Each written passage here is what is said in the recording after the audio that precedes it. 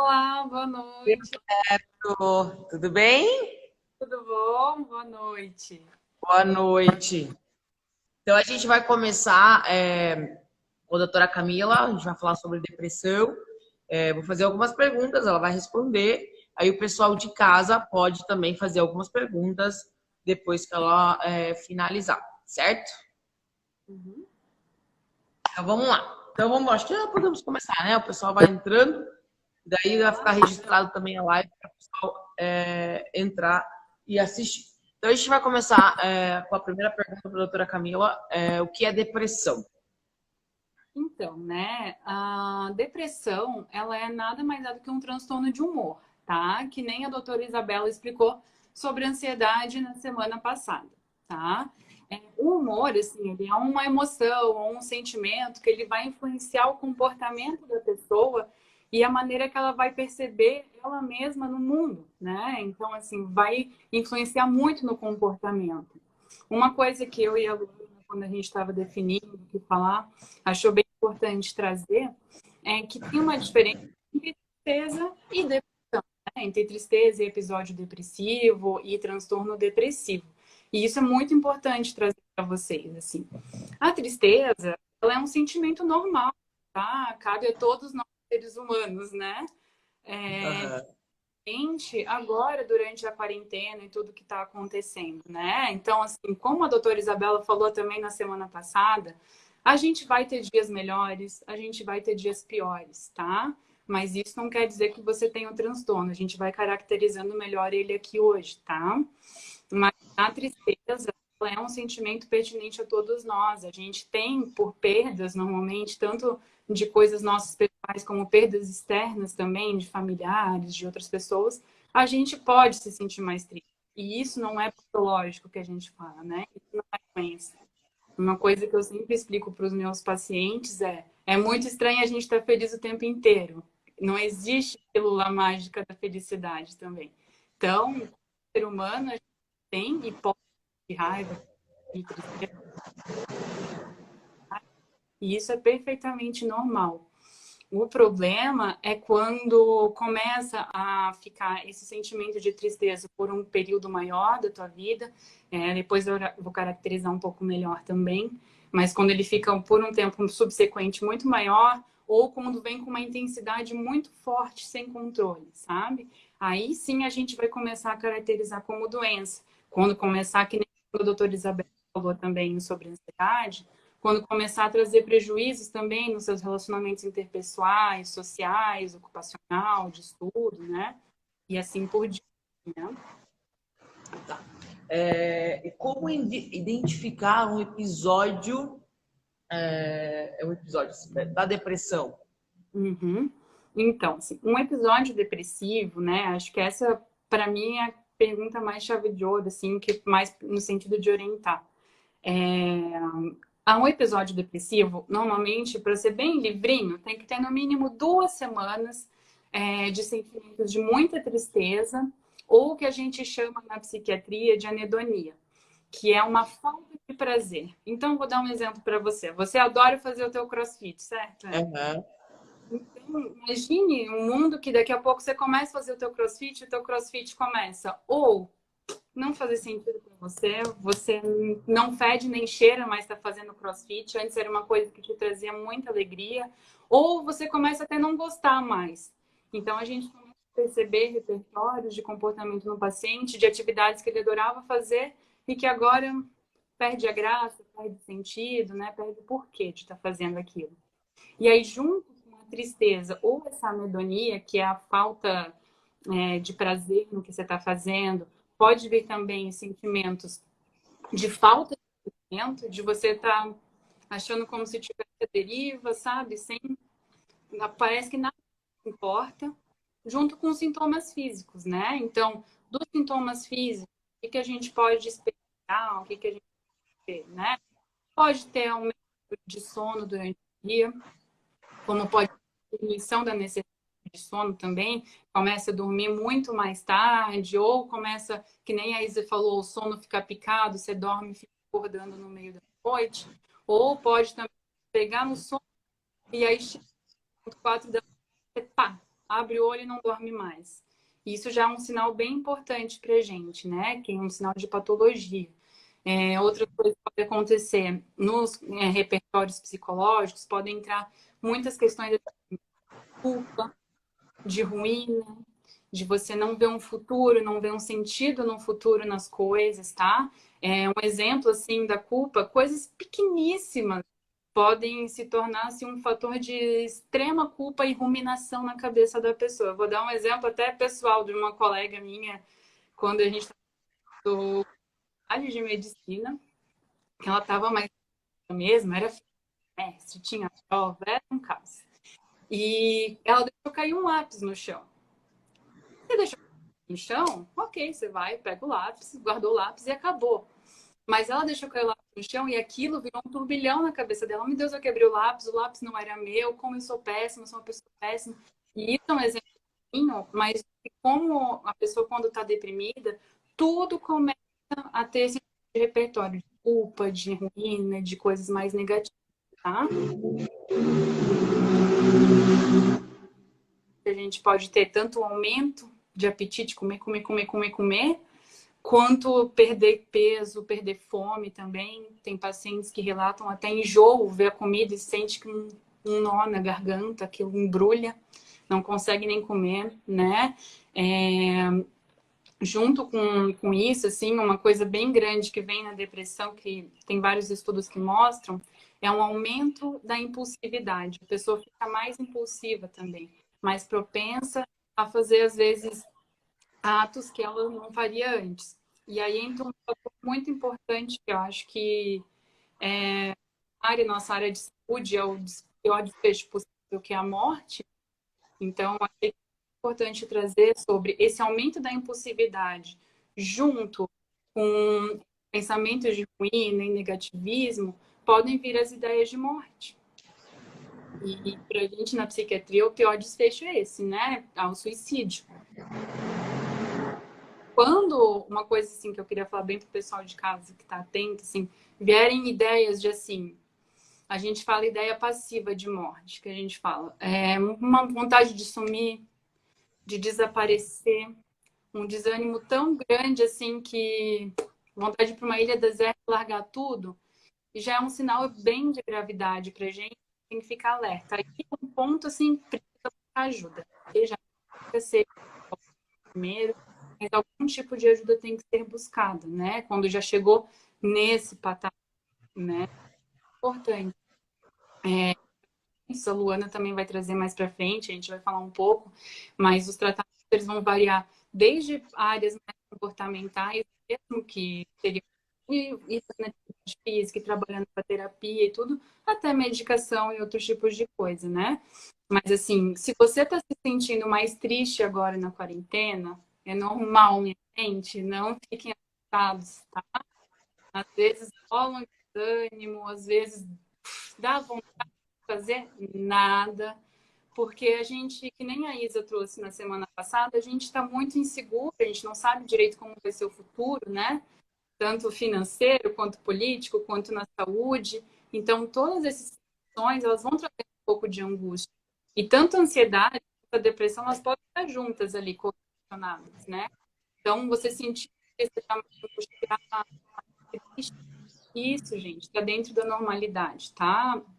Agora, que nem há muito tempo, e aí começar a prejudicar a tua vida, né? Começar a ver uma falta de vontade muito grande, não consigo mais trabalhar, não consigo mais estudar, não me relaciono, começo a me isolar mais das pessoas que eu gosto, inclusive, um repertório comum está sempre e a gente vê, por exemplo, aquele amigo que está sempre negando todos os convites.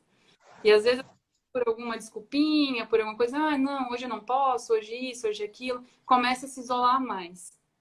A pessoa deprimida não tem vontade de socializar mais, sabe? E aí vem uma interferência muito grande também. Então, essa acho que é mais umas dicas que identificar que está precisando de ajuda, né? Que são mais ou menos nesses episódios. E qual seria, assim, o caminho para que a pessoa... eu vi essa live agora e eu acho que eu tô com muitos sintomas que a doutora falou. O que essa pessoa pode fazer, assim, de primeira coisa? O que eu vou fazer? Eu entro em contato um psiquiatra, ou um psicólogo, ou eu vou no hospital, ou eu vou... O que ele deve fazer, assim? Primeira coisa. Então, primeira coisa, assim, eu acho que seria, assim, procurar um profissional da saúde, né? Nem que seja para simples orientação. Isso vale tanto para o psicólogo quanto para mim. Se, por exemplo, for parar em mim, que sou psiquiatra antes, eu ver que tem necessidade de um acompanhamento psicológico, eu vou encaminhar. E vice-versa. Quando é um caso, Érica, que está muito grave, por exemplo, ideia de morte, muito, procura o psiquiatra primeiro. Porque nesse a medicação vai agir um pouquinho mais rápido para o psicólogo conseguir. Porque às vezes, quando a gente está deprimido, é difícil até começar o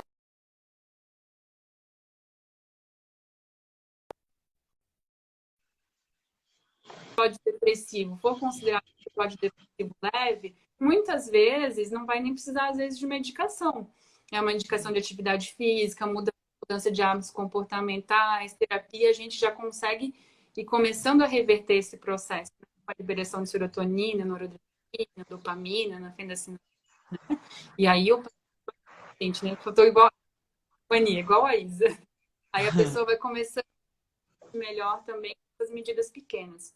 Agora, se for um caso mais grave, realmente, procura o psiquiatra primeiro, a gente começa o trabalho, já encaminha o acompanhamento psicológico, né? E assim por diante.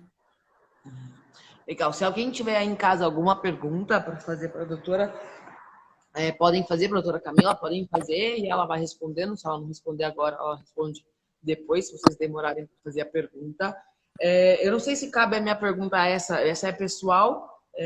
Agora, existe níveis de depressão ou não? Ou a pessoa está com depressão ou não? Tipo, leve, grave?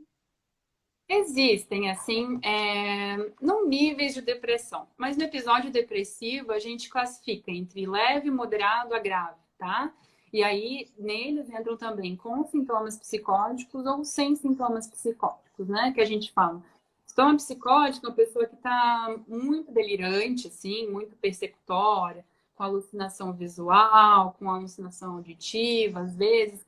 É uma pessoa um pouquinho mais fora, assim, né? Então, já é outro tipo de classificação. Mas essa classificação de leve, moderado e grave, para a gente é muito importante para a gente definir, estabelecer terapêuticas, quando que o paciente precisa de um internamento, quando que ele precisa de uma medicação um pouco mais forte, uma medicação um pouco mais tranquila, quando ele consegue só, por exemplo, na atividade física, na terapia e no acompanhamento, tornando isso. Essa classificação é mais importante para isso, né? Nesse sentido. Não que você ter um episódio grave vai mudar tanta coisa para você. Não, é mais para a gente definindo a terapêutica, o que a gente vai fazer a partir daí. Uhum. E eu sei que tem algumas pessoas que até conversei, que iam assistir a live, que já sofreram de depressão no passado.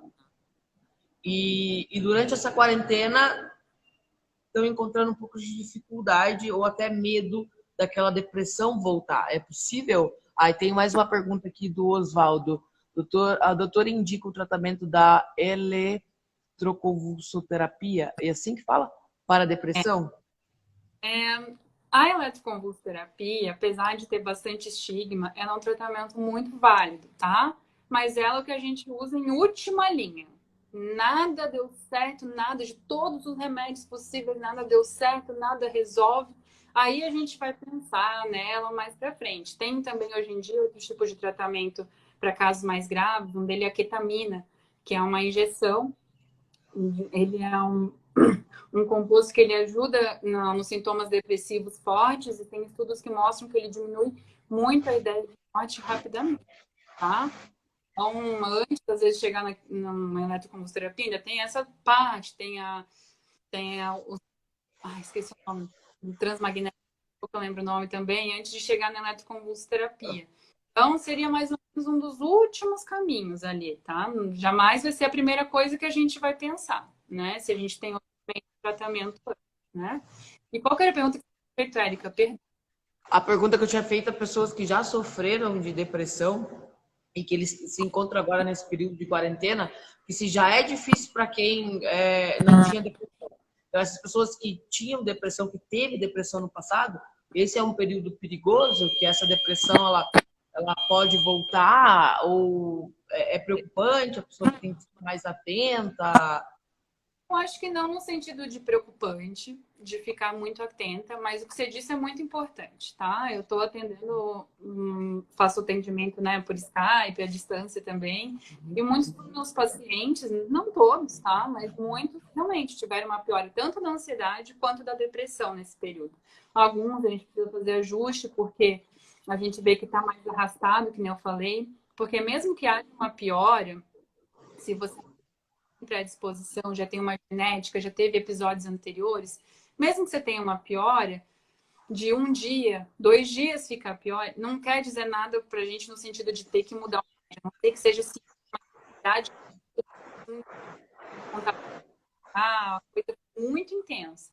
Se não, 1, 2 dias ficou um pouquinho mais triste, entra que nem no que a gente falou antes, né? Das pessoas que não têm uma doença, por exemplo. A gente vai se isso tornar uma constante, agravar, tá todos os dias assim, poxa, talvez aí a gente precise tratar. Mas está muito comum, tá, Érica? Principalmente eu estou vendo nos pacientes idosos, tá? Que mais isolados, longe de família, não conseguem ter contato. Então, essa falta do contato social faz muita, muita diferença. Principalmente eu estou vendo nesse grupo, assim, estou falando empiricamente, né? Nem estudos, nada. Uhum. Dos meus pacientes. Estou vendo que nos idosos está pegando um pouco mais. Porque já eram pessoas que às vezes já tinham um isolamento um pouco maior. Aí agora, às vezes, sem poder ver neto, sem ter filhos, sem quadro depressivo, que nem a Isa falou que pode piorar um pouquinho a ansiedade. Mas nem isso tudo quer dizer que vai precisar medicar mais ou não. O ideal é sempre passar por avaliação também com o teu médico, com o teu psicólogo, né? Uma coisa que eu estou fazendo, que eu acho fundamental, é manter bem bonitinho os acompanhamentos. Tem gente que parou com psicólogo porque não queria fazer a distância. Gente, não façam isso, tá? Já faz continua sistematicamente, porque é um período que traz muita angústia pra gente, né? Muita questão para fazer, tem dias melhores, tem dias piores. Então, esse acompanhamento que já faz é fundamental, tem que manter. A última minha, ninguém mais tem nenhuma em casa, galera. Se vocês tiverem, pode perguntar. Esqueci. A depressão é um fator genético ou não? A depressão tem um importante fator genético. Já tem estudos que mostram que a prevalência é muito maior em mulheres, tá? Da depressão, tanto unipolar quanto da depressão dentro do transtorno bipolar ou de outras doenças, tá? E uma coisa bem importante é que predomina a genética. A maioria das psiquiatras, elas têm um componente genético muito importante, tá? Não quer dizer assim, nossa, fato, se a sua mãe teve depressão, você vai ter. Não, mas aumenta a tua predisposição. Então, às vezes, num ambiente muito estressante, se você já tem uma família com uma história forte, às vezes você pode ter mais predisposição a desenvolver, sim, e ser mais rápido desenvolver um episódio depressivo do que alguém que não tem nenhuma história na família, né?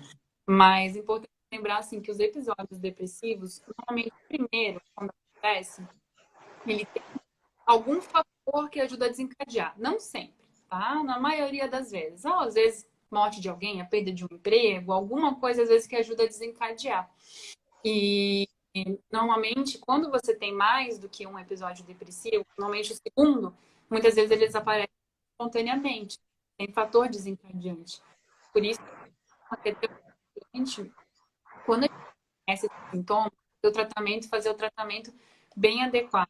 A Ana vai falar um pouquinho também, eu acho, mas no sentido assim, que a gente vê muito no consultório, já comecei o tratamento, nossa, eu tô me sentindo bem, passou 2 meses, 3 meses, pum, larguei.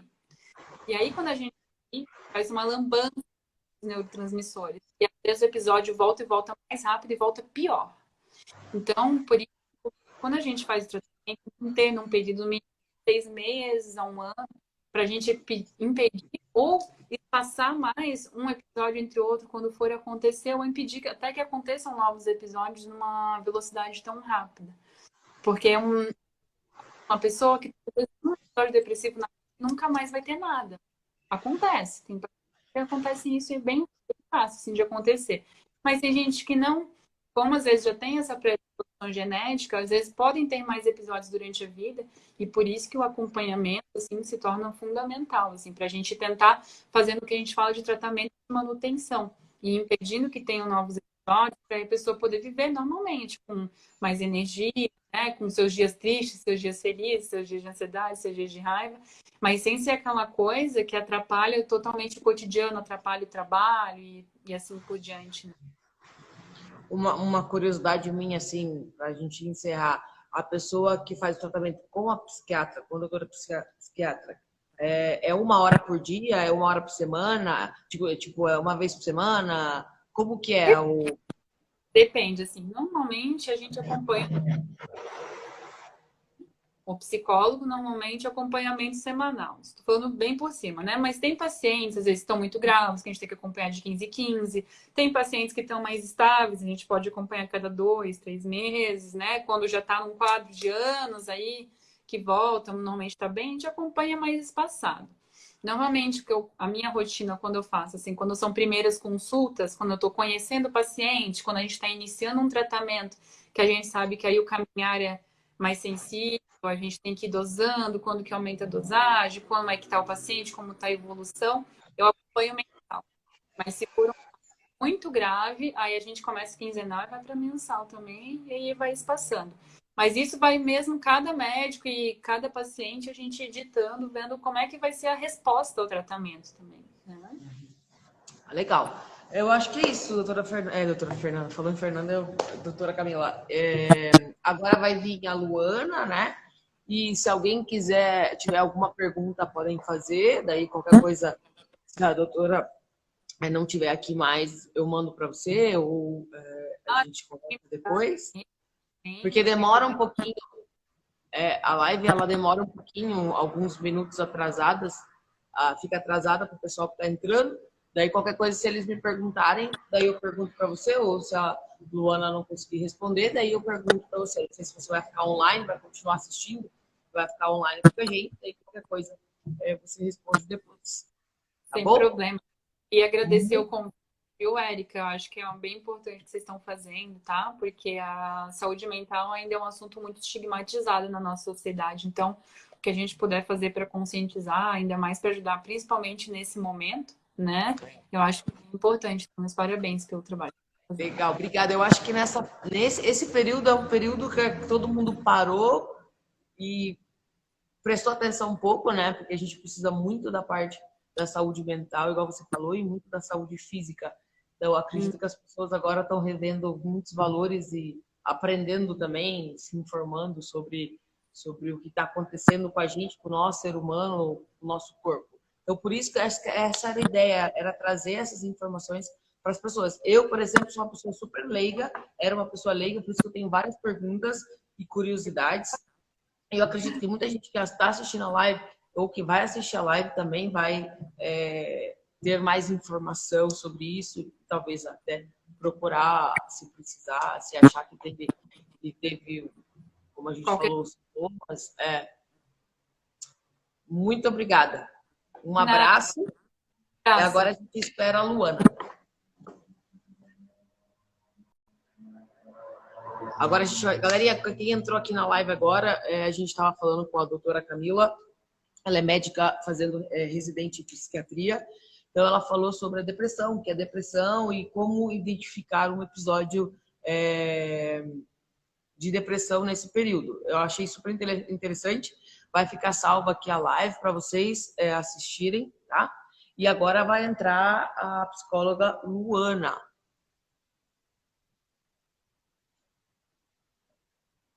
E a gente vai conversar um pouquinho também, continuando aí com a depressão. Oi, Luana, tudo bem? Oi, Érica, tudo bem? Eu estava assistindo a doutora Camila? Tava aqui acompanhando.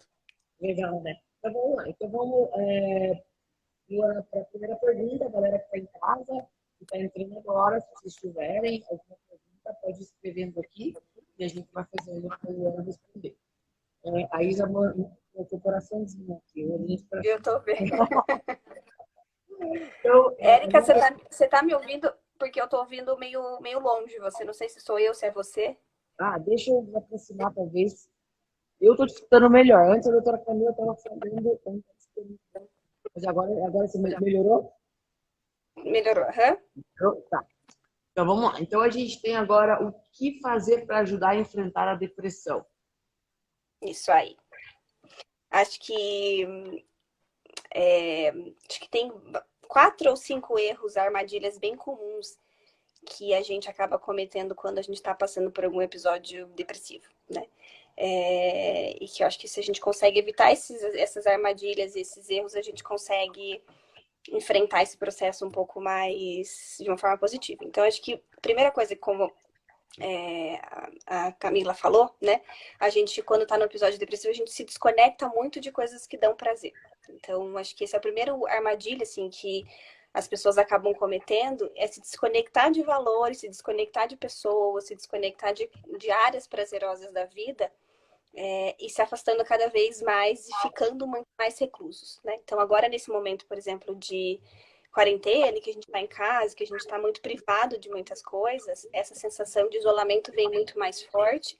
E quando a gente já está passando, se sentindo desconectado de coisas que são importantes, isso só acaba se intensificando, né? Então, esse eu acho que é um grande armadilha, né? Um grande erro, entre aspas, que quando a gente está num episódio, passando por um episódio de depressão, que a gente acaba fazendo é se desconectar disso. E quando a gente se desconecta disso, a gente meio que se desconecta de tudo, né? A gente se desconecta de quem a gente é.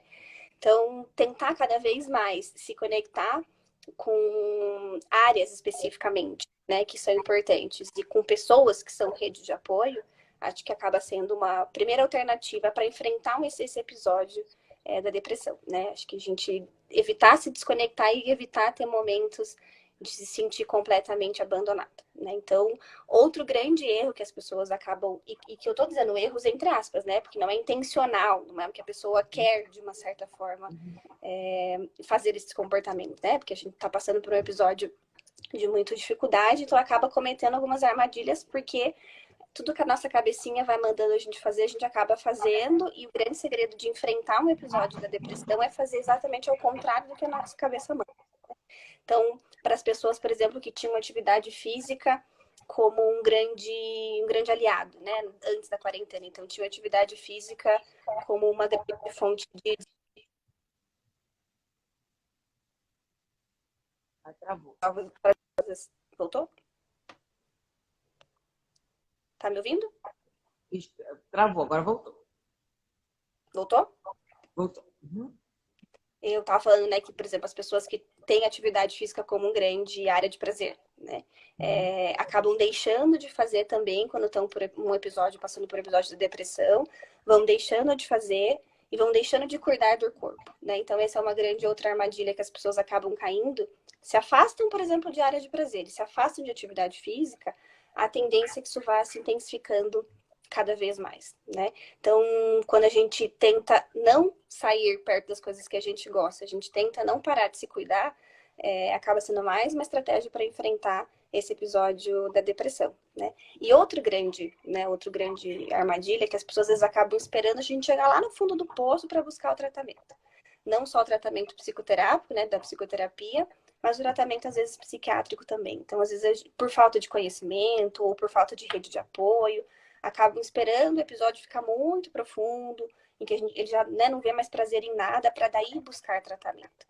Então, acho que evitar chegar neste ponto é mais uma estratégia para enfrentar o episódio que está acontecendo. Então, não só, às vezes, né, o enfrentamento não é só com os profissionais, mas eu acho que tá perto, por exemplo, de uma mudança de estilo de vida, né, de atividade física, de sensações que são prazerosas, tudo isso acho que acaba uma junção, né? Acho que o tratamento da depressão é uma junção de várias coisas.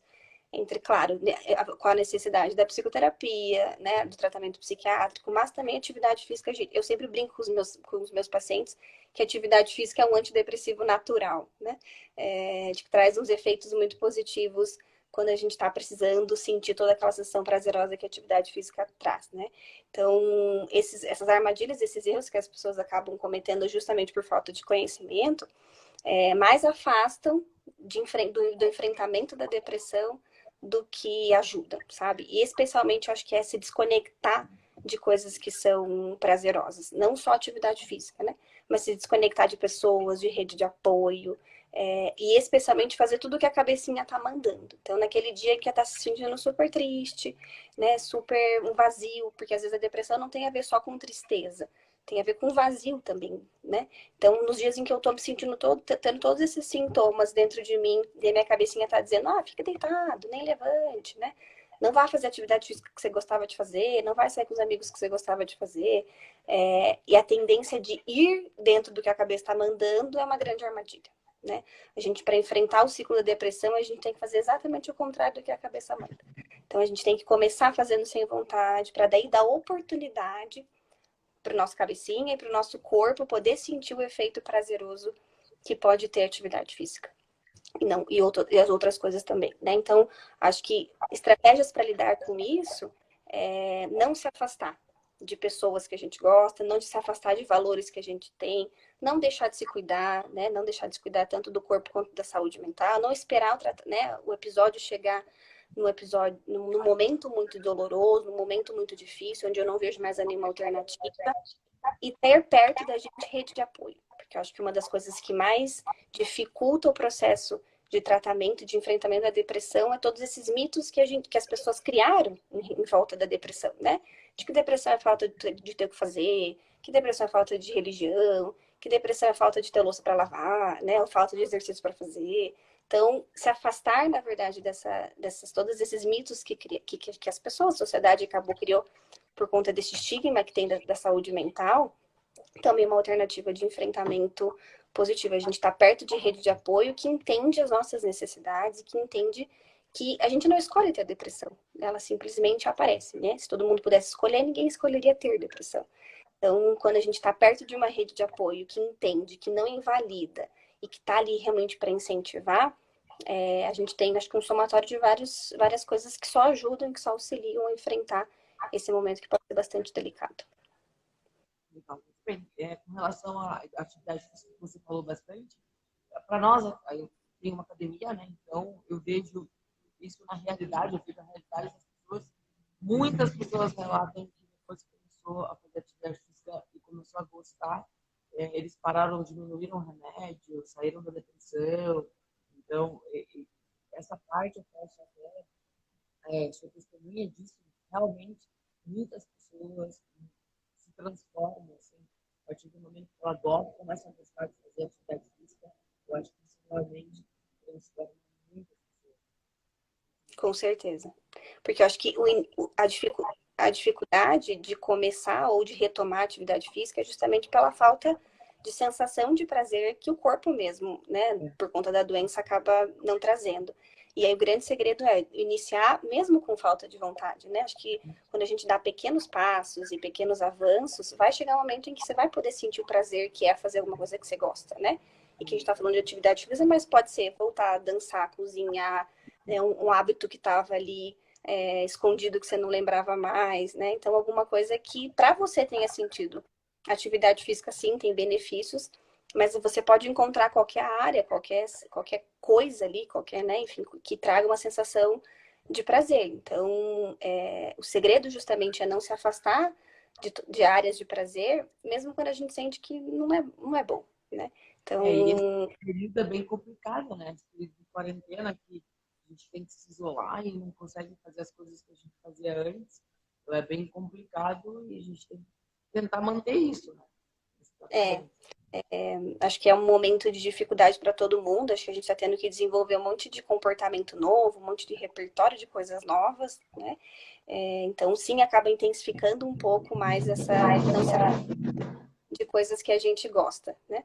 Mas retomar, por exemplo, hábitos que eu não fazia mais por conta de rotina, de falta de tempo, porque daí saí do trabalho, não tinha muito essa disponibilidade,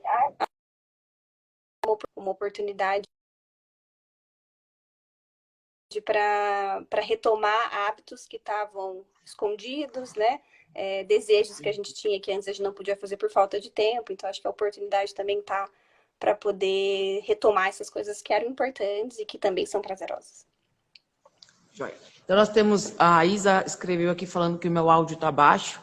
Isa, tá Agora melhor melhorou. agora? Eu me aproximei. Melhorou? Tava longe, né?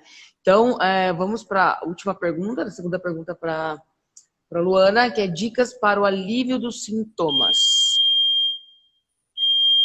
Uma grande, uma grande dica, né, que eu acho que ajuda bastante a enfrentar, e que a gente costuma passar isso, eu sempre passo para os meus pacientes, até para amigos também, que às vezes estão passando por situações um pouco difíceis, né? A gente fazer uma respiração, um relaxamento guiado, é uma alternativa bastante acessível, sabe? Que eu consigo fazer sozinha em casa, que eu posso procurar no YouTube ou um monte de aplicativo aí que ajuda, né? Para aliviar quando o sintoma está muito grande. Porque às vezes pode, junto com os sintomas da depressão, pode aparecer alguns sintomas de ansiedade também. Então, um relaxamento guiado, uma meditaçãozinha guiada pode bastante ajudar para diminuir um pouco dos sintomas daquele momento. Porque às vezes tô com na minha cabeça um turbilhão, né? Então, já tô me sentindo mal, já me sinto culpado, já sinto que eu não tenho mais utilidade na vida. Aí tem o mundo lá fora, um monte de pressão, um monte de cobrança. Então, naquele momento em que está tudo muito intenso dentro da gente, se conectar com outras coisas, com outros estímulos que podem trazer, sair um pouco do foco daquele pensamento, é uma outra dica para aliviar um pouco dos sintomas, né? Porque às vezes a maior dificuldade que os pacientes falam, eu não consegui sair da minha cabeça, né? Todos os pensamentos ficaram lá na minha cabeça e eu não conseguia parar de pensar nisso. A gente não vai parar de pensar, a gente não tem esse poder, né, de parar de pensar. Mas a gente pode adquirir uma nova estratégia de se conectar com outros estímulos que possam distrair. Eu sempre digo que a gente tem que se engajar em comportamentos de distração e não de controle. Quando a gente tenta controlar o pensamento fica mais forte ainda, né? Então a gente tem que se conectar com outras estratégias de distração, que pode ser assistir uma série, comer alguma coisa, pode ser ler um livro, pode ser fazer o relaxamento, a meditação guiada, qualquer estratégia que venha para distrair e para sair do foco do pensamento que fica lá matutando na cabeça, né? E dizendo, não, especialmente desestimulando a gente para fazer as nossas áreas que dão bastante prazer, né? Então, uma dica bastante valiosa é a meditação, relaxamento, que não é aquela, e que não precisa ser aquela meditação igual de monge, né? Que a gente fica sem nada na cabeça, num lugar calmo. Pode ser só prestar atenção em algum estímulo do teu ambiente, um barulhinho que você está escutando, né? Um cheirinho que tá alguém, por exemplo, cozinhando lá na cozinha, e aí você presta atenção no cheirinho. Alguma sensação no teu corpo, na tua mão. Então, se conectar com algo que pode se distrair, que pode trazer, né, uma distração, não precisa ser aquela meditação profunda. Quem consegue fazer, ótimo, super bom. Mas às vezes as pessoas têm dificuldade, não conseguem, né, parar, tirar, desconectar a cabeça. Então, estímulos muito do teu ambiente, fazer uma descrição de um objeto que está na tua frente, pode te ajudar a sair do foco do teu pensamento. Então, acho que a meditação, dentro do que você consegue, junto com uma respiração, né, de que relaxa, e estratégias de distração, acho que são dicas valiosas aí para quando os sintomas estão muito intensos dentro da gente. Galera, se vocês tiverem alguma pergunta para a Luana, tem o pessoal que entrou aí, está na live agora, distração e não controle. Excelente dicas, eles falaram aqui. Uhum. Se vocês tiverem alguma pergunta, alguma curiosidade, alguma coisa que vocês quiserem falar, não sei se está baixo o meu áudio ainda, alguma coisa que vocês... Tá ok? Uhum. Podem perguntar, aproveita agora esse momento que a gente disponibilizou para vocês falarem com a Luana. Eu sempre tenho muitas perguntas. Se me deixar, eu vou ficar aqui até amanhã. Mas eu dou espaço para o pessoal falar. Mas uma coisa que eu queria fazer, só mais uma, né? Porque eu já fiz várias. Sobre não se cobrar. Eu acho que nesse período, eu vejo por mim, eu tô me cobrando muito. Eu tô cobrando, eu tenho que voltar para dieta, mas eu não consigo. Porque eu sempre como certinho durante o ano, normal. Só nas férias que eu relaxo. Mas agora eu não tô conseguindo. Aí fico me cobrando. Sobre cobrança, né? Não, tem que fazer isso, tem que fazer aquilo, mas não tô conseguindo. Eu acho que gostaria que você falasse alguma coisa com relação a isso, sabe? Para nós, seres normais, estamos confinados. Como a gente lida com isso? Sim, a gente já lida com cobrança no mundo externo, né? Então, tem a cobrança do trabalho, a cobrança familiar, a cobrança social, e ainda soma a nossa cobrança individual que a gente tem, né? Então, essa conviver com cobrança, a gente sempre vai conviver. Acho que não existe uma realidade onde a gente não vai se cobrar, né? Mas essa em excesso que coloca numa situação em que eu realmente me sinto inútil, sabe? Eu me sinto incapaz, porque eu não estou conseguindo, por exemplo, voltar à dieta que eu coloquei como objetivo. Então, é sempre importante pensar qual é o contexto que eu estou vivendo agora, que situação que eu estou me expondo agora, em que essa cobrança, será que está me ajudando ou será que ela está me atrapalhando? Nessa situação, por exemplo, de quarentena, em que a gente já tem tantas coisas para lidar, tantas sensações novas, tantos, né, pensamentos novos, tantos sentimentos novos, aliar uma cobrança em excesso, por exemplo, com a dieta, pode só fazer com que você se sinta ainda mais culpado, né? Então, eu sempre brinco que a cobrança, às vezes, até incentiva, faz com que a gente saia um pouco da zona de conforto, que acaba sendo bom, mas em muitos momentos ela acaba só trazendo uma sensação muito grande na gente de que a gente é muito incapaz, né? Que a gente fica pensando, mas putz, como é que eu não consegui, sendo que o fulano lá consegue, né? Como é que agora na quarentena eu não consigo, por exemplo, fazer atividade física, sendo que todo mundo tá fazendo um monte de exercício físico em casa, né? Como é que não consegui arrumar uma gaveta do meu armário, sendo que eu, né, poderia estar fazendo isso. Então, quando vem todos esses ICs na cabeça, é o momento que a gente tem que parar com esse pensamento e se concentrar em qual que é a minha realidade, o que eu consigo fazer agora. Eu sempre digo que se a gente consegue fazer uma coisa a mais hoje do que a gente fez ontem, a gente já está super crescendo, né? Então, se a gente consegue, se for para se cobrar, acho que a gente tem que se cobrar de fazer uma coisa a mais do que a gente fez ontem. Se a gente está fazendo uma coisinha a mais do que a gente fez ontem, a gente está conseguindo caminhar e não ficar estagnado, né? Então, a cobrança eu acho que é um dos maiores fatores aí internos nossos, desencadeadores de muita sensação ruim, né? De que a gente deveria estar fazendo alguma coisa, mas esse deveria, será que a gente deveria mesmo, né? Em qual contexto, em qual realidade, qual momento da minha vida agora, o que eu estou passando, será que essa exigência não está sendo demais? Será que a gente realmente precisa sempre estar 100%, né? A gente não tem que, de uma certa forma, esperar que as coisas estejam 100% organizadas. Então, são pequenos passos, pequenas conquistas, a gente conseguir apreciar um pouquinho as nossas conquistas diárias. Num dia, por exemplo, que está muito frio, mas que eu acordei na hora e fui lá malhar, é uma super conquista diária que você teve, né? Então, a gente apreciar um pouquinho mais as pequenas conquistas é uma dica muito grande para a gente sair um pouco do foco da cobrança. De que olhar para a minha realidade ajuda bastante a gente não olhar para fora. Porque se a gente olha para fora, sempre vai ter alguém melhor do que a gente. Legal, ótimo. Alguém fez alguma pergunta? Vale a pena estabelecer pequenas metas para essas conquistas? Com certeza, com certeza.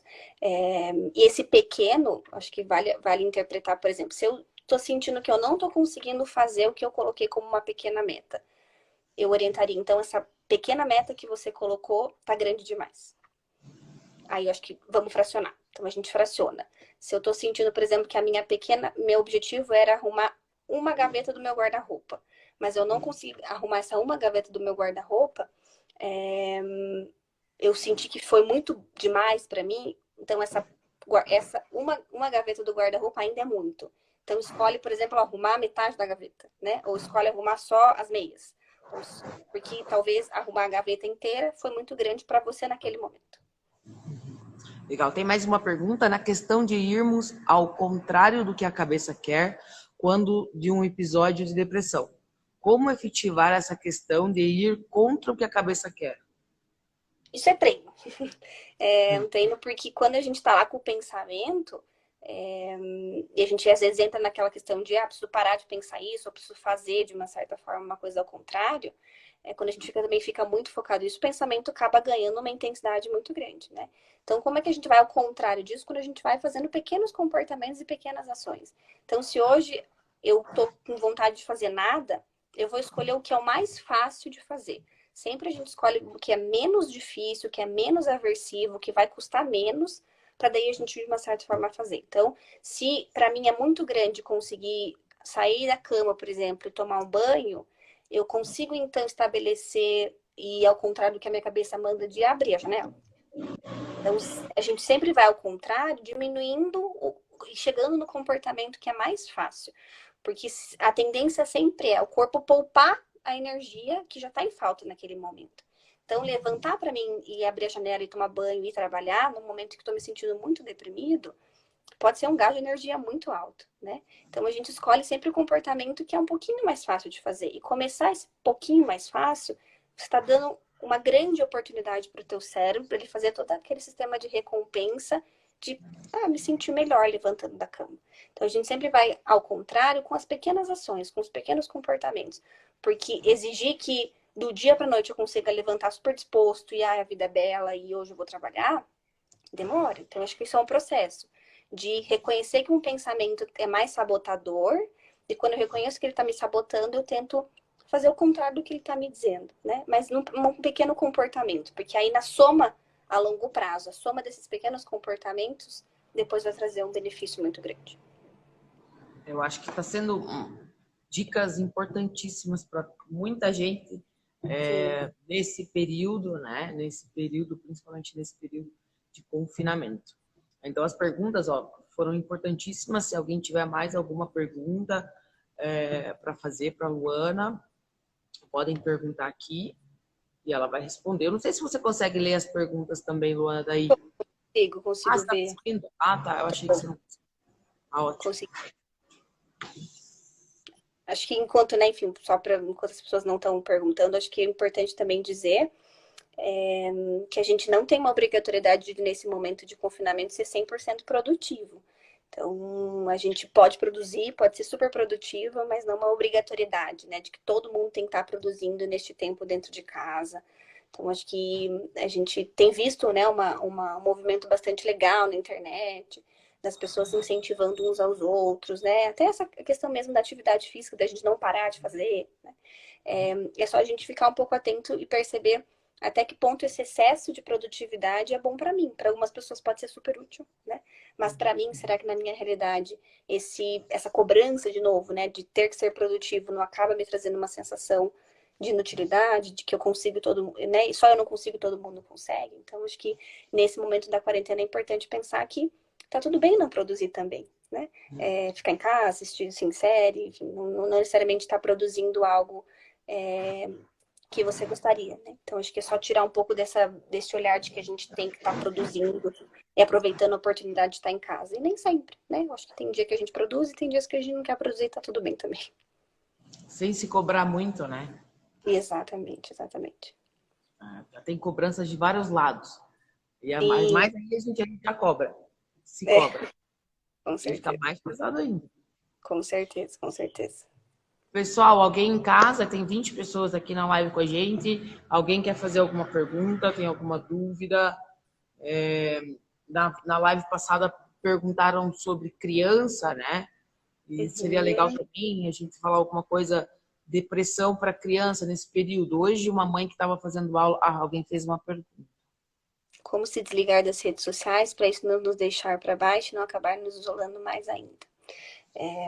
Filtrar todas as informações que a gente está recebendo, acho que é importantíssimo, né? Como a gente é muito ligado à rede social, às vezes a gente não consegue se desconectar facilmente. Então, eu sempre oriento a estratégia para os meus pacientes, vai diminuindo gradativamente o tempo em que a gente está exposto na internet. Hoje tem um monte de aplicativo que beneficia isso no sentido de tempo. Então, você coloca lá um tempo para você ficar online, por exemplo, no Instagram. Daí passou esse tempo, fecha o aplicativo. Para que você não fique exposto ali, que fique, né? Enfim, essas informações acaba deixando a gente um pouco mais triste.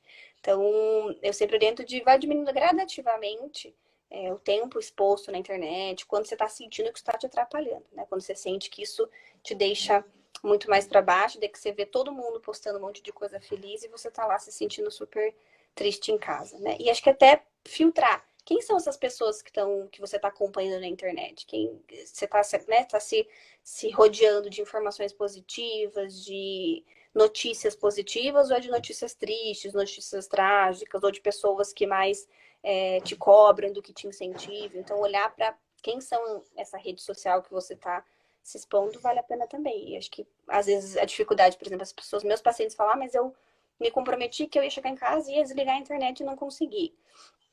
Diminui um tempinho, vai diminuindo gradativamente, né? Acho que nisso também tem que ser pequenos passos. gradativamente a gente vai diminuindo até que você tá mais 100% atento a outras coisas que não só a internet. Porque nessas horas a internet ajuda muito, né? Em tempos de isolamento, ela aproxima muito a gente, tem aproximado muito a gente, mas em alguns outros momentos pode realmente trazer essa sensação de ficar muito para baixo, porque todo mundo faz e eu não faço, né? Então acho que vai diminuindo gradativamente essa exposição e até olhar que eu tô me contaminando aqui na internet, né? Eu tô me rodeando de informações legais, positivas, ou tô me rodeando de informações que mais me deixam triste do que, né, com uma sensação positiva.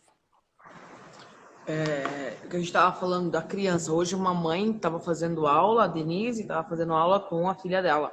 E ela estava comentando que a menorzinha, quando eles ficam em casa, ela foi para casa da mãe, e ela ficou bem feliz. A hora que chegou em casa, a menina começa a chorar, fica meio tristinha, que ela sabe que ela vai se isolar dentro de uma casa e não vê ninguém. Criança deve sofrer muito também com isso, né? Porque se já é difícil para a gente entender a situação que a gente está vivendo, pensa para uma criança, né? Que tem um nível de entendimento menor, conforme a fase do desenvolvimento que ela tá. Então é muito difícil de um dia para noite eu não poder mais para a escola, de um dia para noite eu não poder mais ver meus avós, por exemplo, né? Do dia para noite eu não poder mais abraçar meus amiguinhos, eu ter que ficar em casa. Então, se já é difícil para a gente compreender tudo o que está acontecendo, para as crianças é ainda mais difícil, né? E ter que se habituar numa rotina de convivência 100% do tempo com a família é novidade também, né? Porque as crianças passam boa parte na escola, em contato com outras crianças, professores, e aí passar a ter uma convivência diária familiar é um baita exercício aí de paciência, resiliência, né? De inventar coisa nova com criança. Então, é uma situação realmente que eles acabam sentindo porque um dia eu podia fazer uma coisa e automaticamente eu não posso mais. Então, acho que a dica que eu dou para os pais é conversar, orientar de uma forma lúdica, né? Saiu um monte de material na internet de historinhas contando o que é o coronavírus, como é que ele aparece. Saiu um monte de material, depois eu posso até te indicar para você passar para as mães do pessoal, de poder falar com as crianças de uma maneira super lúdica para que elas entendam, né, de alguma forma também o que está acontecendo. Temos uma Eu acho que pergunta lá. Eu acho que tem duas perguntas. Ele ouviu: indica algum aplicativo de meditação para iniciantes ou algum exercício fácil de ser aplicado para exercitar a atenção plena? Tem um aplicativo que chama Insight Timer, que é bem legal. Eu posso depois escrever aqui para o pessoal. E tem um aplicativo também que chama Vivo Meditação, Vivo da operadora Vivo, chama Vivo Meditação. Ele tem um monte de passo a passo de meditações guiadas, de aplicativos de meditações dentro do próprio aplicativo para fazer. E o Insight Timer também é bem legal, é gratuito os dois. São aplicativos legais para fazer meditação em casa. Fora aqueles GIFs que rodam na internet, de bolinhas abrindo e fechando, que é um tempo de respiração. Isso também ajuda bastante. E outra dica, às vezes, para respirar, é respirar num tempo de 4, 2 e 6. Na inspiração, a gente inspira em 4 segundos, segura 2 segundinhos e expira em 6 segundos. Este é um tempo que ajuda bastante também para quem está iniciando aí fazer algum tipo de meditação. Na inspiração, e a inspiração tem que ser bem da barriga, né? Tem que ser aquela inspiração diafragmática e não respiração aqui em cima. Se a inspiração está aqui em cima, a gente está respirando de forma errada, né? Errada. Então, para relaxar, a respiração tem que ser diafragmática. A gente tem que sentir que na inspiração a barriga enche de ar e na expiração a gente volta daí para o lugar. Um tempinho de 4, 2 e 6 é uma dica bastante legal para quem está começando a tentar respirar e meditar. Temos a Cláudia, que fez uma pergunta também. Boa noite, Luana. Quando a pessoa que está tão próximo e sabe da minha depressão e não sinto que está entendendo o que estou passando, me sinto desprezada. É normal ter esse sentimento ou a pessoa não está entendendo, me entendendo? Porque existe bastante essa dificuldade das pessoas que estão próximas da gente, família, entenderem o que é a depressão, justamente porque parece que ela vem do nada, né? Então, a depressão, hoje a gente não tem mais um perfil de um paciente... Travou? Voltou? Travou. Uhum. Voltou? Agora voltou. tem sim essa dificuldade, né, que a Cláudia está falando, das pessoas compreenderem, às vezes por falta de conhecimento, e às vezes até por um perfil do paciente que é deprimido, né, que está passando por um episódio de depressão. Ele, por exemplo, está vivendo, né? Ele não está 100% do tempo deitado na cama. Então, isso ajuda, dificulta, na verdade, as pessoas a compreenderem o que está acontecendo, né? E essa falta de compreensão pode sim trazer essa sensação de estou sendo desprezada, as pessoas não estão entendendo o que eu estou sentindo. Então, isso é bastante comum. E qual que é a nossa indicação para quando os familiares, as pessoas próximas, os amigos, a rede de apoio não está entendendo o que está acontecendo, acha que é frescura, ou acha que é exagero, acha que é só levantar e fazer. As pessoas falam muito disso, é só levantar e ir, tem que ter força de vontade. As pessoas falam isso e não é nem com a intenção de prejudicar, às vezes é uma intenção de ajudar que elas acabam não sabendo que não estão ajudando, estão mais atrapalhando, né? Então, a orientação que a gente faz é fazer psicoeducação mesmo com essas pessoas, de explicar o que acontece até dentro da nossa própria cabeça mesmo. O que acontece lá com o cérebro, como é que o cérebro fica doente a ponto de ele não conseguir sentir os prazeres que a vida deveria estar trazendo para ele, né? Então, nesse momento, quando a família não entende, a gente orienta muito a fazer psicoeducação. Tem bastante vídeo educativo na internet.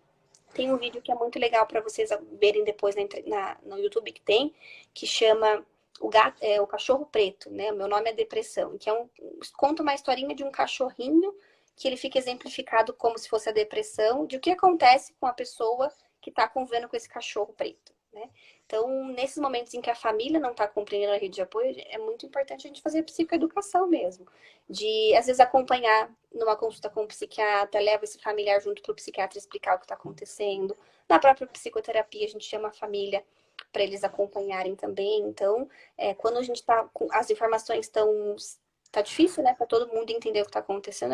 Acho que é importante a gente alinhar todas as informações para que tanto esse paciente quanto esse familiar, essa rede de apoio, estejam compreendendo tudo o que está acontecendo para evitar esse sentimento aí de se sentir desprezada e incompreendida.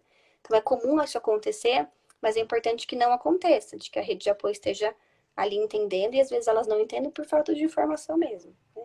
E quando está existindo essa falta de informação, é nosso papel como profissionais, enfim, de educar, né, de ensinar o que acontece dentro da gente quando a gente está muito, muito triste ou passando por algum episódio de depressão. Tem mais uma pessoa que escreveu, assim como antes do período de isolamento, nem sempre, Luana está por aí? Nem sempre o que as pessoas postam nas redes sociais refletem verdadeiramente o que elas estão vivendo ou sentindo. Isso é... Acho que no momento não só de isolamento, mas na vida, né? O que as pessoas postam nem sempre traduz o que elas estão vivendo, o que elas estão sentindo. Então, por isso né, aquela pergunta que teve de como é que eu me afasto da internet, do que é postado, justamente para a gente entender o que a gente vê é só um recorte da vida daquela pessoa, né? A gente não sabe o que está acontecendo na vida dela. Então, ela postar uma foto feliz é um recorte de um momento da vida dela feliz. Então, nem sempre isso mesmo retrata o que ela está sentindo. Então, por isso a gente evitar essa comparação externa com o que as pessoas estão fazendo por aí, porque a gente realmente nunca sabe o que elas estão passando na intimidade dela, né? Então, o que as pessoas postam, de fato, nem sempre é o que acontece, né? Aí você para e fica olhando a pessoa sempre feliz, feliz, feliz. Aí você tem movimentos tristes. Aí você fala, como assim? Só eu tenho movimento, né? É perigoso mesmo, né? A Camila escreveu, importante, o pessoal que precisa não esperar. Como que é? Importante o pessoal que precisa não esperar passar para buscar terapia online. É possível aliviar as dificuldades e os sintomas com terapia online, com certeza. Nesse momento que a gente está vivendo, a gente felizmente tem essa alternativa de fazer a nossa... eu tava falando que felizmente a gente tem essa alternativa agora de fazer terapia online, né? E que é super não é indicado, né, que os pacientes rompam o tratamento tanto com psiquiatra quanto com psicólogo nesse momento de isolamento, né? Então a gente felizmente tem essa alternativa de continuar o tratamento mesmo online. Então, e não só no período de isolamento, mas, por exemplo, pacientes que moram fora do país e que às vezes não conseguem encontrar ajuda no país em que estão morando. A alternativa da terapia online é super, super útil. E como que a pessoa faz para ter essa terapia, para ter esses serviços, se ela nunca se consultou antes? Ela só entra em contato? Como que é? Pode começar direto pelo online? Como Hoje ela a gente procura isso? a gente, pelo Conselho né, Federal de Psicologia, a gente já tinha regulamentado a terapia online, né? Eu sei que o Conselho Federal de Medicina regulamentou agora por conta da questão do isolamento, né, da quarentena. Mas dentro da psicologia, o Conselho Federal de Psicologia já tinha regulamentado, então o paciente poderia procurar o profissional diretamente e fazerem, né, e combinarem diretamente com o profissional de, olha, eu moro fora do país, eu moro em outra cidade, ou me mudei de cidade, mas quero continuar fazendo terapia com o terapeuta dela anterior, então eles combinam diretamente, né? Então, para o paciente que não fez, eu nunca fiz, ou quero procurar agora, como é que eu faço? Encontrar um profissional de referência e entrar em contato diretamente com, né, com um profissional para combinar diretamente com ele, né? Então, como eu falei, eu sei que a telemedicina, né, que o Conselho Federal de Medicina aprovou agora por conta da situação. Não sei se vai ser uma coisa que vai ser mantido isso depois, mas nós do Conselho, né, nós em psicologia, a gente já tinha terapia online regulamentada pelo Conselho, então já era uma prática existente anteriormente, sabe? Então, E a tem pessoa que quer como... procurar pode entrar em contato diretamente com o profissional e aí faz os acordos diretamente com os profissionais. E como a pessoa encontra o profissional? É só através como? Só através de indicação ou através do Google? Aí eu acho que vai depender da maneira como o profissional está se divulgando, né? Então, tem profissionais que, né, enfim, você procura na internet, no Google e vai achar. Tem algumas plataformas de cadastro de profissionais de saúde, tanto médicos, psicólogos. Então, o profissional ou receber uma indicação, pode ser diretamente por indicação, mas, eu não conheço ninguém. Joga no Google, que com certeza daí vai depender da maneira como cada profissional está se divulgando também na internet, né? Tem uma pergunta aqui. Existe algum serviço público? Que pode É, auxiliar pessoas que estão com depressão nesse momento de pandemia.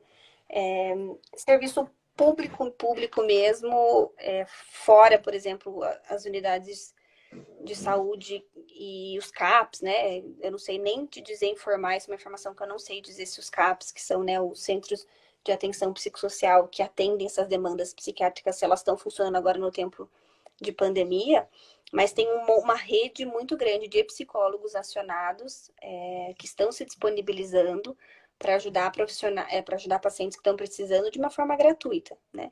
Então eu sei que aqui em Curitiba tem um número diretamente da prefeitura que eles já fizeram uma rede de profissionais, de psicólogos que estão disponíveis para fazer atendimento gratuito para as pessoas que precisam algo emergencial nesse momento de pandemia, né? Então, em Curitiba eu sei que tem, nos outros lugares eu não sei que tem, mas aqui em Curitiba eu sei que daí teria existe que ligar na prefeitura e se isso para saber informar diretamente qual é o número e como é que faz para participar desse serviço. excelente. Alguém tem mais alguma pergunta? Muito boa dica mesmo. Alguém tem mais alguma pergunta para a Luana? Estamos batendo em mais de uma hora. Colocaram ali o CVV, né? O CVV, que é o Centro de Valorização da Vida, também é um serviço que sempre existiu e que está sempre 100% disponível para este momento também. Uma equipe bem preparada para momentos de crise, momentos, né, como a gente está vivendo. Então, o CVV também é uma ótima alternativa, bem lembrado. Legal. Ótimo esse papo, Luana Haas. Muito bom, galera. Muito obrigada, Luana. Eu acho que foi muito válido você, a Camila. Esse vídeo ele vai ficar salvo nas nossas redes sociais. A gente vai colocar no YouTube. Todas as formas que a gente pode fazer para divulgar, eu acho que pode ajudar muitas pessoas, muitas mesmo. Galera que está na live, se quiser mandar essa live pro pessoal, quem achar quem precisa. Acho que todo mundo, na verdade, deveria escutar. Eu acho que vai fazer super bem para todos. Até se a pessoa não estiver se sentindo assim, mas talvez para olhar para os olhos, com os olhos diferentes para as outras pessoas, né? Eu acho que isso é fundamental. Então, é importante. A galera tá elogiando. Foi ótimo mesmo, adorei. Adorei semana passada, adorei hoje. Então, muito legal mesmo, estou muito feliz. E muito obrigado por vocês ajudarem a gente aí nesse pequeno gesto, né? Só levar informação, conhecimento que vocês da área têm, a gente não tem conhecimento. Então, eu acho que isso é super importante, super importante. Muito obrigada. Eu que agradeço o convite, Érica. Acho que vocês estão tendo uma iniciativa bastante nobre, uma iniciativa bastante necessária de que usar o canal de vocês para poder falar isso. Então, né, com certeza posso falar em meu nome da Camila também, que a gente agradece o convite. Acho que a gente que trabalha na área de saúde mental sabe o quanto é difícil a gente poder ter abertura e a gente poder falar de, né, de assuntos que são difíceis, mas de uma maneira legal, de uma maneira leve, né? Então, Sim. obrigada a vocês pela oportunidade. Acho que aliar também saúde mental e atividade física é uma super combinação, né? Eu acho fundamental, ainda mais agora nesse período, fundamental. Porque antes a gente até se vira, né? Faz alguma coisa ali, faz alguma coisa aqui e vai se virando e tal. Agora não tem, a gente realmente precisa se preocupar, realmente buscar conhecimento, informações, igual você e a doutora Camila passaram aqui pra gente, que eu acho que é fundamental. Eu vou pegar várias dicas, vou levar para minha vida pessoal e eu espero que várias pessoas passem e assistam essa live, que eu acho que ficou muito legal. Muito obrigada. Um beijo. Beijo. Obrigada pela participação de todo mundo que contribuiu. Obrigada. É verdade. O pessoal participou hoje, fez várias perguntas. Essa semana a gente vai ter mais uma live, vai falar sobre compulsividade alimentar. Compulsão alimentar, né? Tema super legal também. É um tema super legal. A gente vai divulgar certinho. Então fiquem atentos aqui na nossa live e divulguem para as pessoas que vocês acham que deveriam assistir essa live. Beijo, Lu. Beijo. Obrigada. Tchau, tchau. Tchau, beijo. Beijo.